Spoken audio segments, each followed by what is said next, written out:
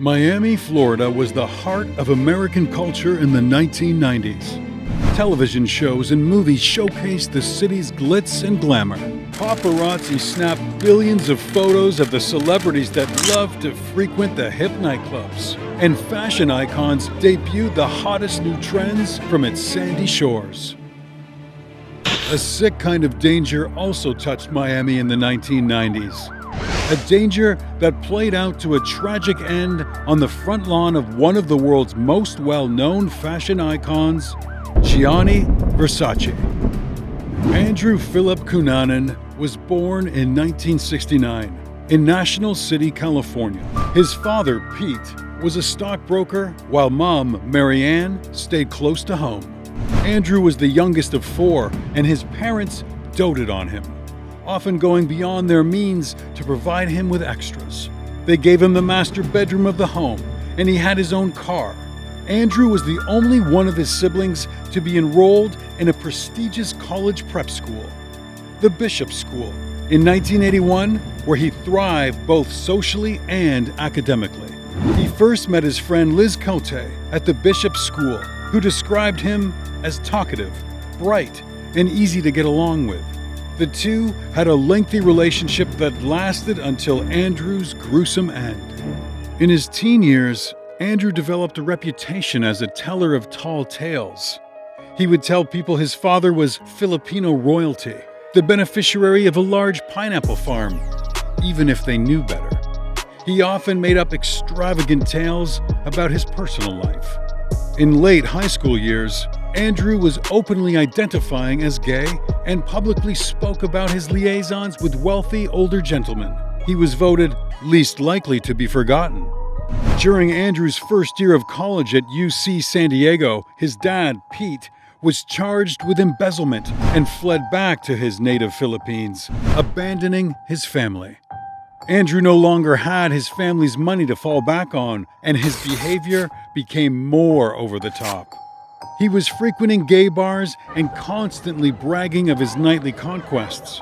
His mom was devoutly religious, and the two began to fight over his lifestyle. In 1989, Andrew dropped out of college and went to live with his old friend Liz Cote and her boyfriend in San Francisco, an epicenter of the LGBTQ community. Andrew remained the life of the party everywhere he went throughout the 80s. He was always the one to pick up the check and spring for special occasions. He lived off the generosity of one wealthy benefactor after the next. One of the most momentous occasions of Andrew's early life was meeting his idol, Gianni Versace, at a social engagement.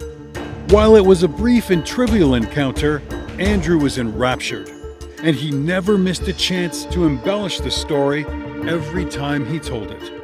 In the mid-90s, Andrew met David Madsen, a successful Minneapolis architect, in a San Francisco bar. The two began a long-distance relationship Andrew called the love of my life. When Madsen broke it off in 1996, calling Andrew shady, he was devastated. Another breakup soon followed, and Andrew found himself without a rich benefactor to support him.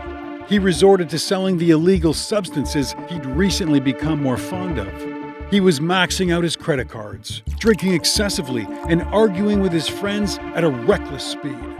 In 1997, one of those arguments reached a boiling point. Andrew met U.S. Naval Officer Jeff Trail in 1991, and the two considered themselves brothers. An argument in 1997 led Jeff to tell friends he was done with Andrew and never wanted to see him again. Unfortunately, that wasn't the case.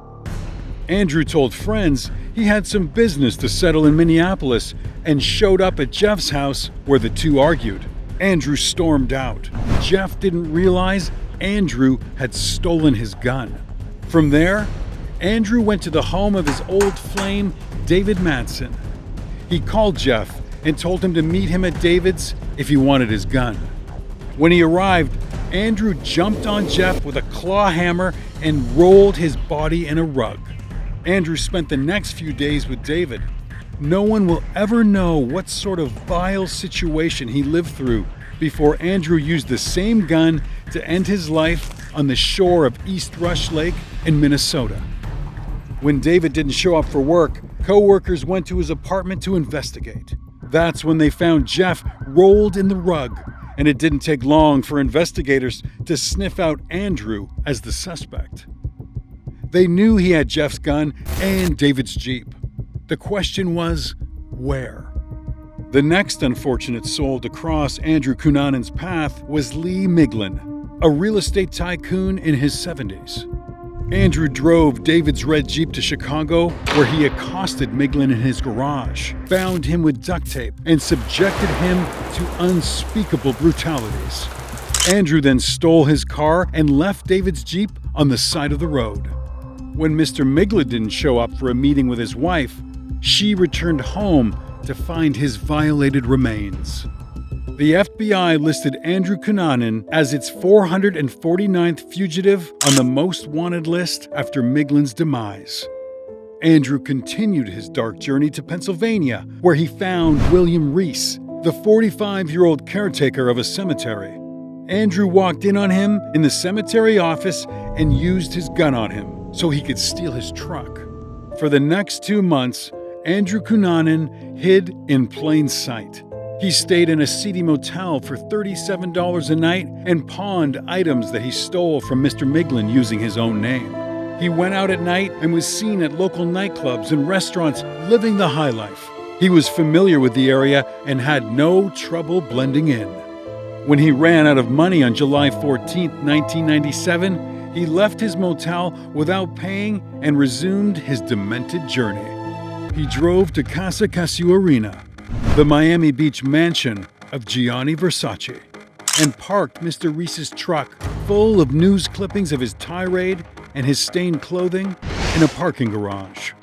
Versace had just returned home from a trip to the newsstand when Andrew approached him from behind and placed the gun to his head, striking him again in the cheek as he fell. Witnesses saw him run from the scene with a ball cap pulled down over his face. While Andrew Cunanan went into hiding, a memorial service took place in Milan, Italy. The world grieved for Gianni Versace, with more than 2,000 attendees, such as Princess Diana and Elton John. Andrew had found an empty luxury houseboat and holed up inside, knowing police were hot on his trail. The FBI released a videotape of Andrew's old friend, Elizabeth Cote, begging him to turn himself in, saying, "Andrew, wherever you are, please stop what you are doing. You still have a chance to show the entire world the side of you that I and your godchildren know."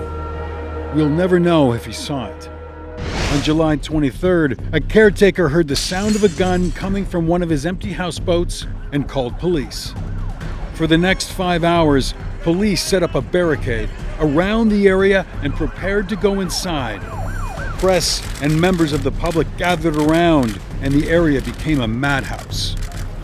Finally, investigators went into the houseboat and discovered Andrew had used the gun on himself.